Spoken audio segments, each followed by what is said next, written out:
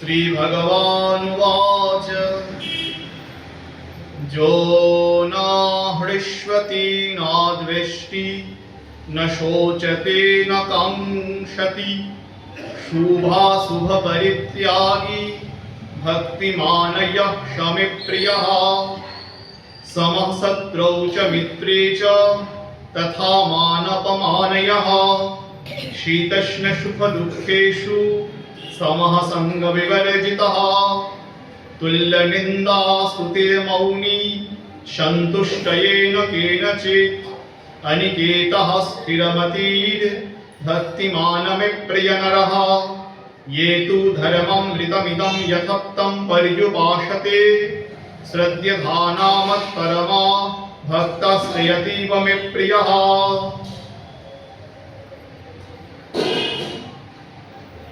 আমরা গত কয়েকদিন যাবত ভগবান শ্রী গোবিন্দের শ্রীমুখ থেকে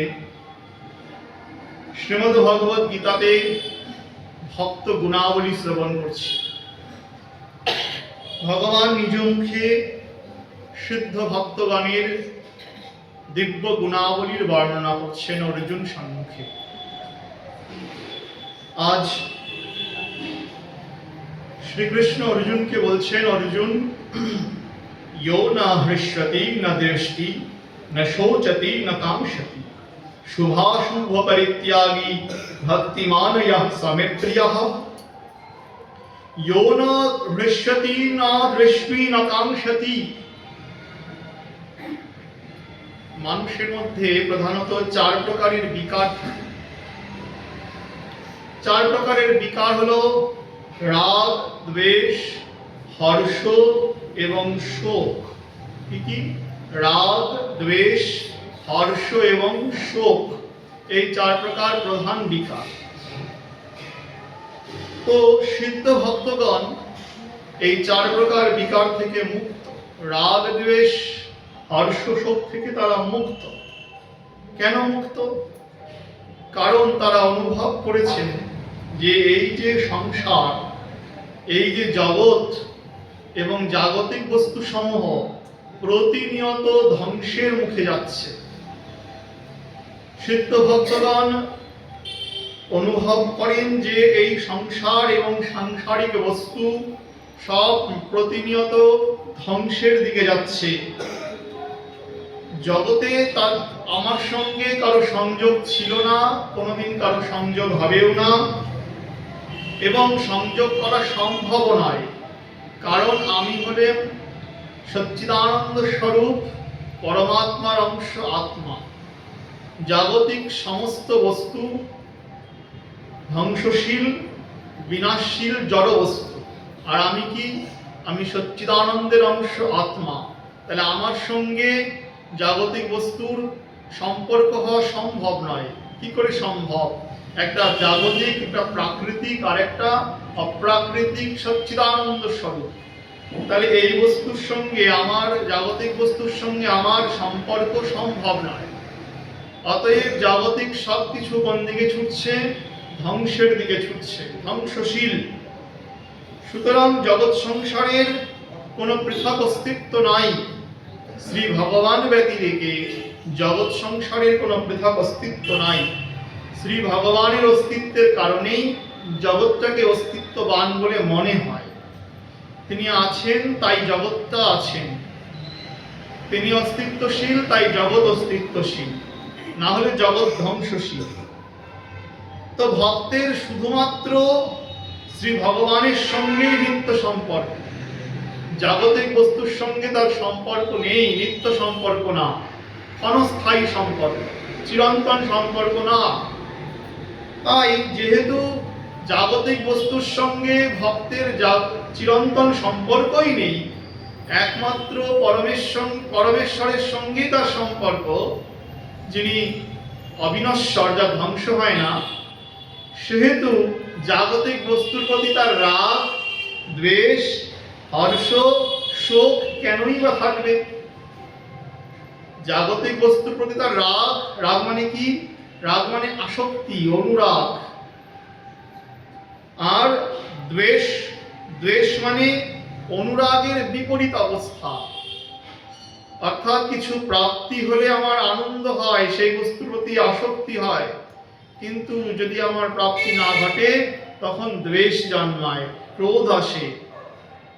হর্ষ জাগতিক আনন্দ আগের দিন বলা হয়েছে, এবং শোক, শোক মানে এখানে দুঃখের নামান্তর। বলেন এই 4 প্রকার বস্তু সিদ্ধ মহাত্মায় থাকে না। কেন থাকে না? একটাই কারণ, কারণ জাগতিক বস্তুর সঙ্গে তার কোনো সম্পর্কই নেই। তার সম্পর্ক একমাত্র পরমেশ্বরের সঙ্গে, যা কিনা অবিনশ্বর। যেহেতু তিনি অবিনশ্বর, তার সঙ্গে সম্পর্ক আছে, তাই জাগতিক বস্তুর সঙ্গে তার কোনো সম্পর্কও নেই। অতএব হর্ষও নেই, শোকও নেই, কোনো দ্বেষও নেই, রাগও নেই। যেমন একটা দৃষ্টান্ত দিচ্ছেন, দেখো রাত্রিবেলা যদি চারদিক অন্ধকার থাকে, সেই সময় আমাদের কি মনে হয়? এখানে আলো জ্বালানো প্রয়োজন, দীপ প্রজ্বলন করা উচিত। একটা প্রদীপ প্রজ্বলন করলে চারদিক কি হবে? আলোকিত হবে। কখন? সেটা রাত্রিবেলা। আচ্ছা, দীপ প্রজ্বলন করার পরে কি হয়? চারদিক আলোকিত হলে আমাদের মনের মধ্যে আনন্দ হয়, আনন্দ হয়। আচ্ছা, যে ব্যক্তি, কোনো ব্যক্তি এখন মনে করলো এই প্রদীপটাকে এখন নিভাই দিই, দীপটাকে এখন কি করি? নিভিয়ে দেই। নিভিয়ে দিলে তার প্রতি আমাদের কি হবে? তার প্রতি আমাদের ক্রোধ হবে। প্রজ্বলন করলে আনন্দ হয়, কিন্তু কেউ নিভিয়ে দিলে কি হবে? ক্রোধ হবে। তখন চিন্তা আসবে কিভাবে আবার প্রদীপটাকে প্রজ্বলন করব। তাহলে এখানে 4খানা অবস্থা। কি কি? এই দৃষ্টান্ত এটা একটা 4খানা অবস্থা। প্রথমত অন্ধকার, তাই প্রদীপ প্রজ্বলন করা উচিত, প্রদীপ প্রজ্বলন করলে আনন্দ হবে। তৃতীয়ত যিনি সেই প্রদীপটাকে নিভিয়ে দিবে তার প্রতি আমাদের কি হবে? ক্রোধ হবে। আরে এত সুন্দর আলোটাকে নিভিয়ে দিল, ক্রোধ হবে। আর প্রদীপ প্রজ্বলন করার আবার ইচ্ছা জন্মাবে।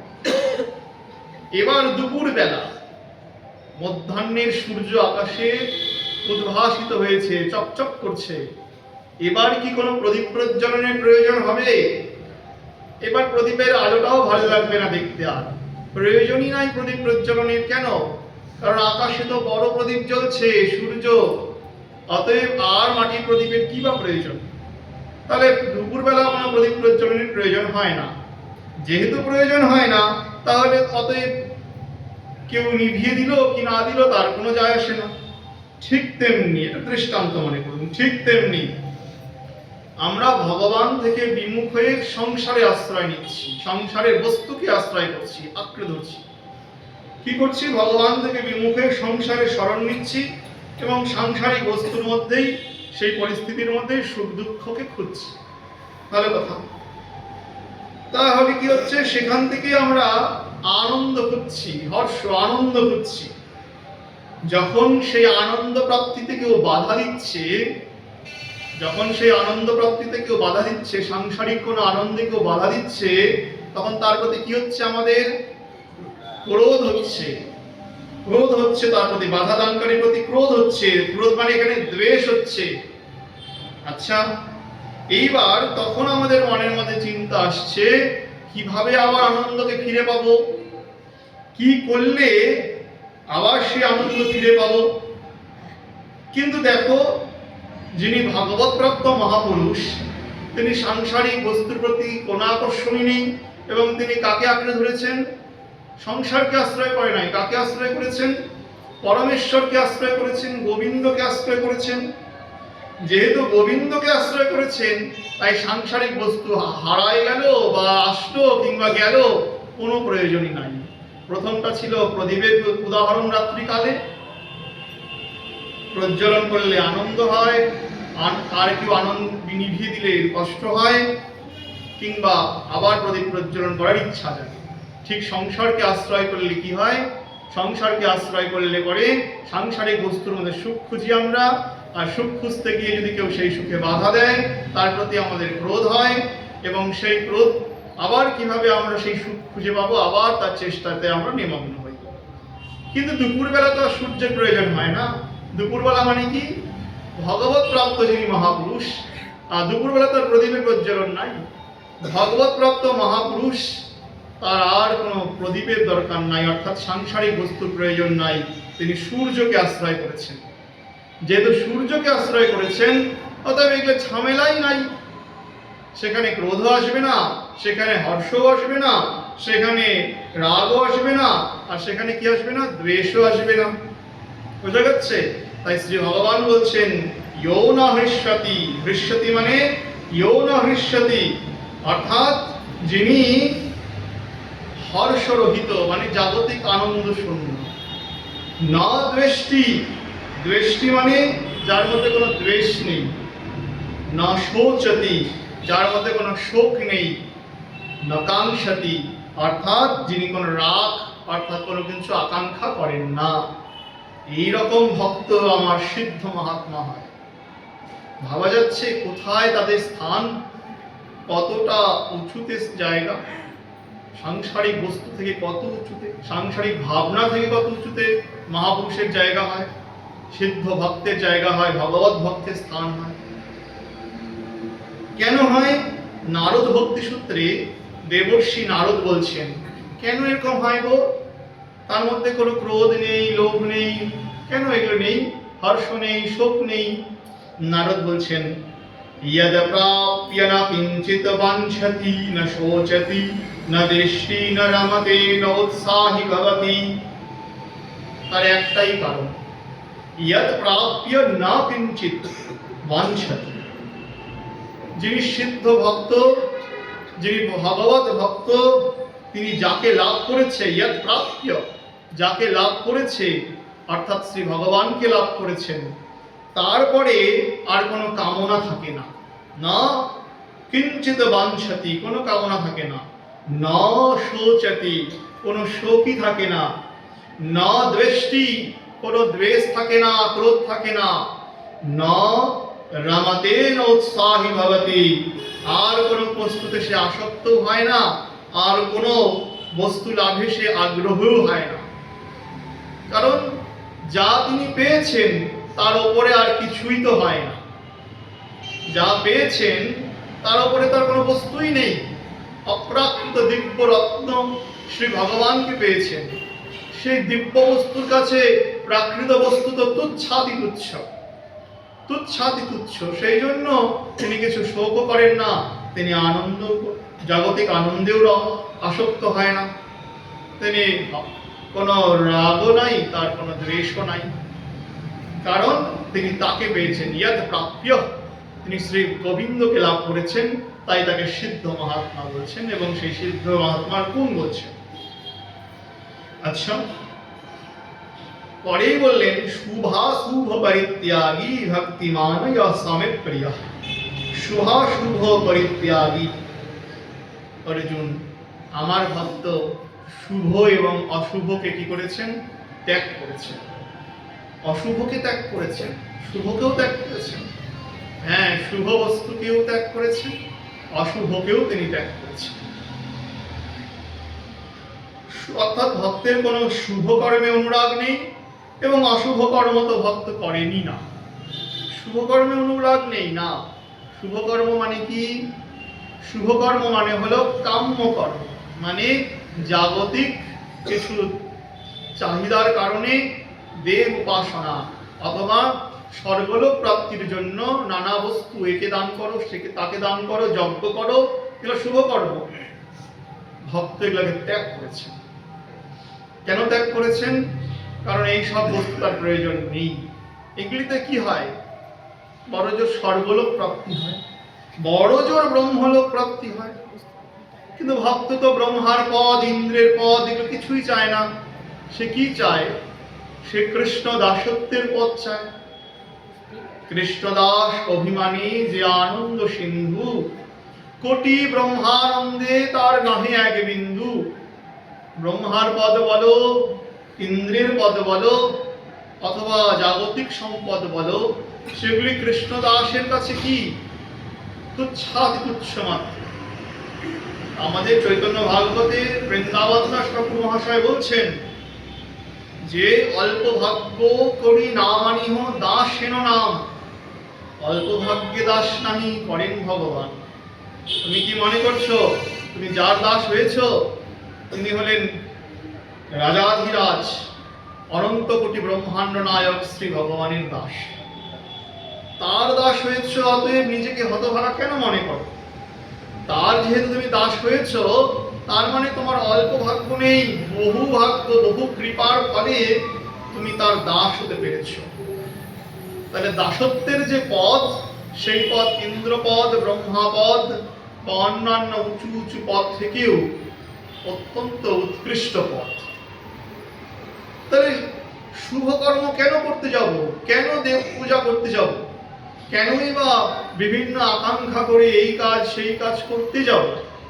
আমি তো ভগবত দাস, প্রভু আমাকে যেভাবে রাখবেন আমি সেভাবেই থাকবো, তিনি যেভাবে আমাকে চালাবেন আমি সেভাবেই চলবো। অতএব শুভ অশুভ সাত তার চরণে নিক্ষিপ্ত করেছি। তাহলে ওই যে শরণাগতির ছাড় দেওয়ার ওই লক্ষণ মনে নাই? শেষে কি বলছেন? আত্মনিক্ষেপ কার্পণ্যে, অর্থাৎ নিজেকে পরিপূর্ণ রূপে আমি নিক্ষেপ করেছি কার চরণে? ভগবত চরণে। এরপরে কি আর কোনো শুভ অশুভের প্রয়োজন আছে, ব্যাপার আছে? তাই ভগবান বলছেন শুভাশুভ পরিত্যাগী। আমার ভক্ত কি করেছে? শুভ এবং অশুভকে পরিত্যাগ করেছে।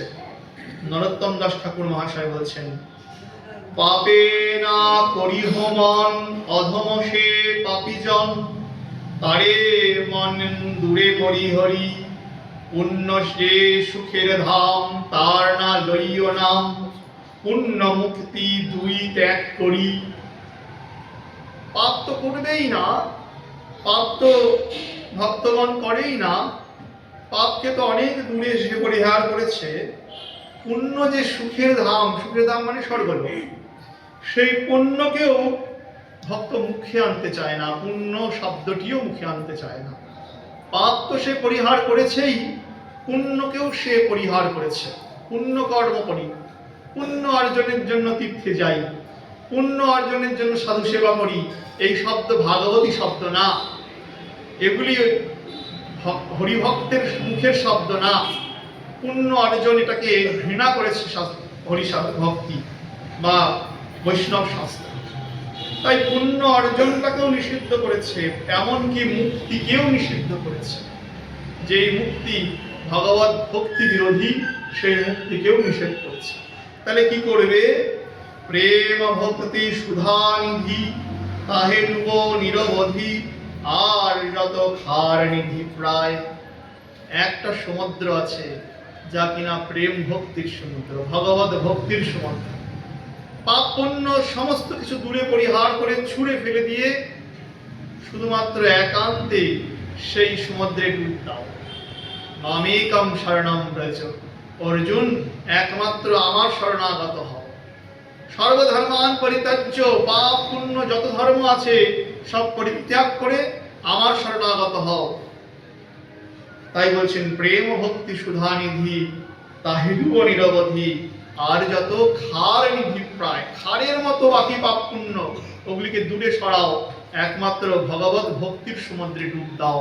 পাপও দূরে যাক, পুণ্যকেও দূরে রাখি, দুইটাকেই সরায় রেখে হরিভক্তির দিকে ডুব। অনেক ভগবত ভক্তি পথে আগত ভক্তজন আছেন যারা গুরু কৃপা প্রাপ্ত হয়েছেন, কোন শুদ্ধ পরিবারে মন্ত্র দীক্ষা নিয়েছেন, কেউ অদ্বৈত পরিবার, কেউ নিত্যানন্দ পরিবার অথবা অন্যান্য আদি শুদ্ধ পরিবারে মন্ত্র দীক্ষা নিয়েছেন, গুরু কৃপা প্রাপ্ত হয়েছেন। কিন্তু তবুও নানা তাবিজ কবচ, নানা ঝাড়ফুঁকে তারা বিশ্বাস করে। এখানে গেলে এই প্রাপ্তি হবে, ওখানে গেলে ওই প্রাপ্তি হবে, ওখানে গেলে এটা হবে, এই তিথি দেখে এই করতে হবে, এই তিথি থেকে দোকান খুলতে হবে, নানা বস্তুতে তাদের বিশ্বাস। তার মানে কি হচ্ছে? তার মানে শরণাগতি হয়নি, দীক্ষাটা নামমাত্র হয়েছে, নামমাত্র একটা দীক্ষা হয়েছে, সে পুরো শরণাগত হয়নি। এখনো নানা দেবতায় বিশ্বাস, নানা অপদেবতায় বিশ্বাস, নানা মন্ত্রতন্ত্রে বিশ্বাস, নানা কবজাদিতে বিশ্বাস রাখে। এখনো তার ইষ্টদেবের চরণে শরণাগত হয়নি, শুভাশুভকে পরিত্যাগ করতে পারেনি। কিন্তু ভক্ত চরিত্র এমন হবে না। ভগবান বললেন আমার ভক্ত কেমন হবে? শুভাশুভ পরিত্যাগ। যে গুরুদেব ভক্তির পথ দেখান, যিনি শুভ অশুভকে দূরে ফেলে দিয়েছেন, কাম্য কর্মকে অনেক দূরে ফেলে দিয়েছেন, সেই গুরুদেবের চরণে গিয়ে আমরা কি বলি?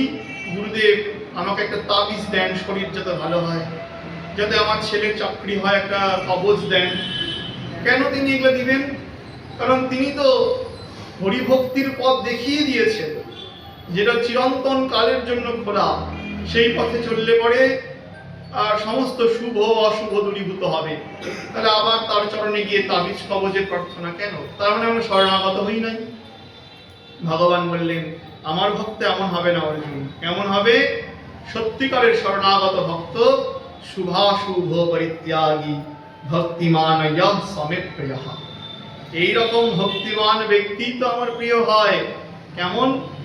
যে কোনো দ্বেষ করেন না, কোনো আকাঙ্ক্ষা করেন না, কোনো ক্রোধ কিংবা হর্ষতে উৎফুল্ল হন না, যিনি শুভ এবং অশুভকে দূরে পরিহার করে শুধুমাত্র আমার চরণে শরণাগত, এইরকম ভক্তই আমার প্রিয় হয় অর্জুন।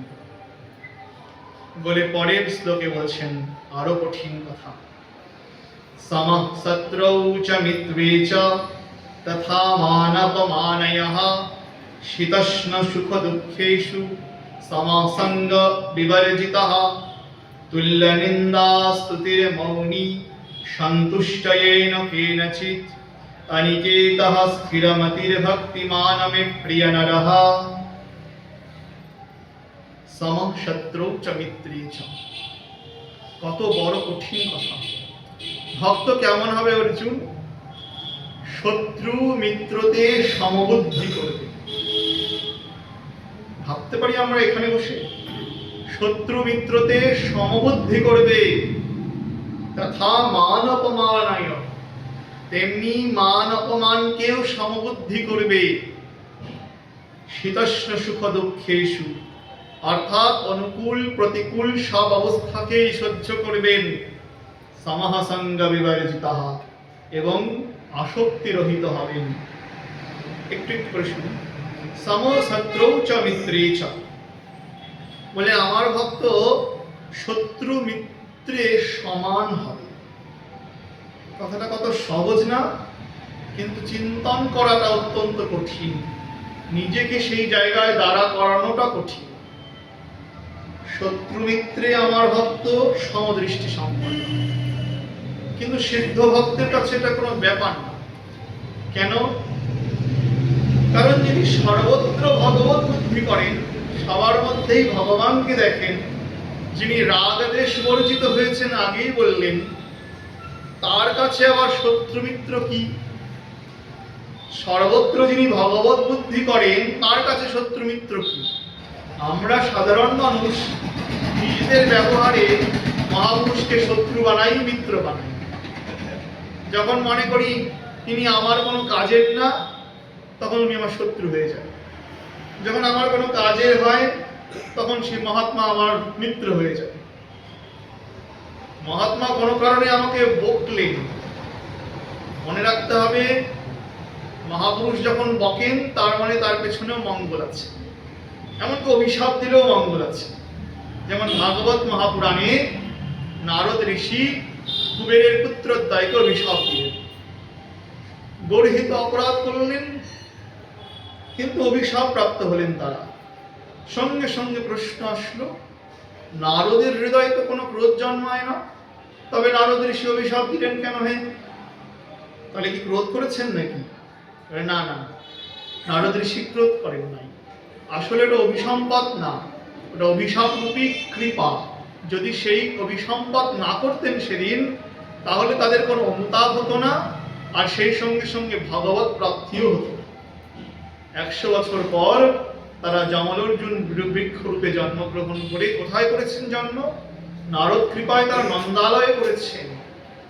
যেই ভূমিকে ব্রহ্মাদি প্রণাম করে, যেখানে ব্রহ্মা বলে আমি একখানা ওই তৃণখণ্ড কিংবা কাঠের পাটাতন হয়ে জন্মগ্রহণ করতে চাই। আর সেই নারদ কৃপায় তারা কোথায় আবির্ভূত হয়েছেন? একদম নন্দালয়ের উঠানে জমালর্জুন বৃক্ষ। সরাসরি ভগবত কৃপা হয়েছে তাদের। নারদের কৃপাতে সরাসরি ভগবত দর্শন, বালগোপাল রূপী শ্রীকৃষ্ণের দর্শন হয়েছে এবং জমালর্জুন মুক্ত হয়ে তারা তাদের লোকে ফিরে গিয়ে ভজন করেছেন। তাহলে কি বলছেন? ঋষি নারদ ঋষি ক্রোধ করে অভিসম্পাত করেননি। এটা অভিসম্পাত না, এটা ছিল করুণা, জমালর্জুনের প্রতি করুণা, তাই তো? তাহলে যখন কেউ বকলো, কোনো সাধু পুরুষ আমাকে ধমক দিল, তখন আমি মনে করলাম সে আমার সত্যি, তার সঙ্গ ত্যাগ করে দূরে চলে গেল। এরকমই হয়, এরকম অনেক হয়। আর যখন আমাকে আদর করে দুটো মিষ্টি দিল, নে বাবা, সকালবেলায় ভোগ দিয়েছি, প্রসাদ পা, তখন আমি খুব ভালো, গোসাইজি খুব ভালো, তখন আমি ভাবি প্রতিদিন যাবো এখন থেকে। একদিন যদি ধমক দেয় আর যাবো। তাহলে কি হচ্ছে ব্যাপারটা? আমরাই মন গড়া শত্রু মিত্র বানিয়ে নিচ্ছি সাধুকে, মহাত্মাকে আমরাই বানিয়ে নিচ্ছি শত্রু মিত্র। কিন্তু ভগবান বললেন আমার ভক্ত কখনো শত্রু এবং মিত্রের সমদৃষ্টি সম্পন্ন। তিনি কিন্তু শত্রু মিত্র বোধ করছেন না তোমাকে। তার কাছে তুমি ভগবানের অংশ, একখানা জীবাত্মা। অতএব তুমি তার শত্রু না, তুমি মিত্র না। আরে শত্রু মিত্র হবেই বা কেন? তুমি, তোমার সাথে তো তার কোনো লেনদেনের সম্পর্ক নাই। সাধুর সম্পর্ক তো ভগবানের সঙ্গে। অতএব তোমার সঙ্গে তো কোনো স্বার্থের সম্পর্কই নাই। অতএব তুমি শত্রুই বা কেন হবে, মিত্রই বা কেন হবে তার কাছে?